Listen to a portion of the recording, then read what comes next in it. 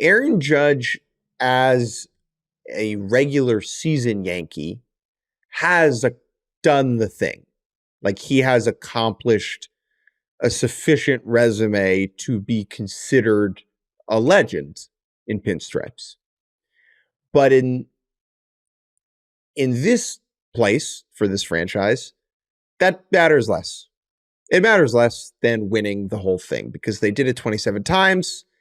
And I think, like, if Aaron Judge never wins a World Series, that will be one of the first 3 sentences that is said about him, because he's a Yankee, right? No one ever is like, man, Todd Helton never won a World Series, right? Barry Bonds never won a World Series. No one, like, that might be sentence like 8, right? But Aaron Judge never won a World Series. Like, that is what people will remember, for fair or not. And so I think what I took away watching the end of this game and celebration is a little sense of miniature relief for Judge. Now, obviously, it's not the same as if they win the World Series. That catharsis will be just an unstoppable waterfall.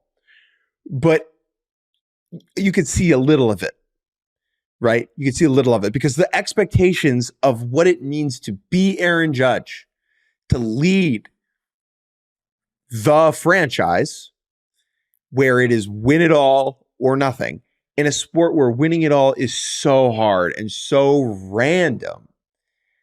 And to know that you are judged by strangers for something mostly out of your control. Yes, you can hit 62 or whatever, right? You can come up clutch, and you can create a culture, and you can lead a clubhouse, and you can do all those things. But at the end of the day, still a game of roulette. Just appreciating him as this leader, as the captain of this Yankees group. And no neutrals will ever root for the Yankees, obviously, right?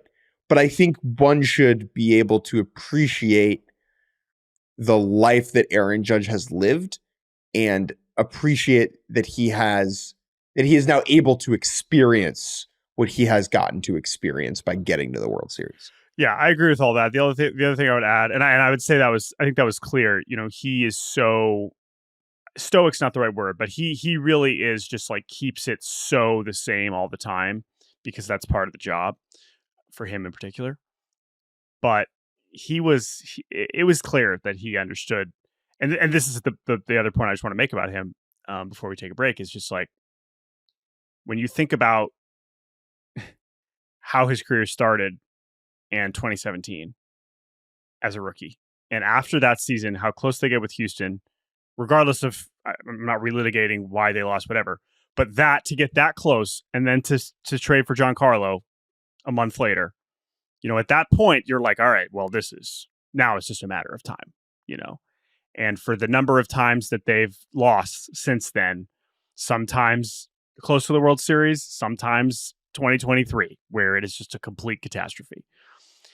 Listen, it's not 20 years of torture, right?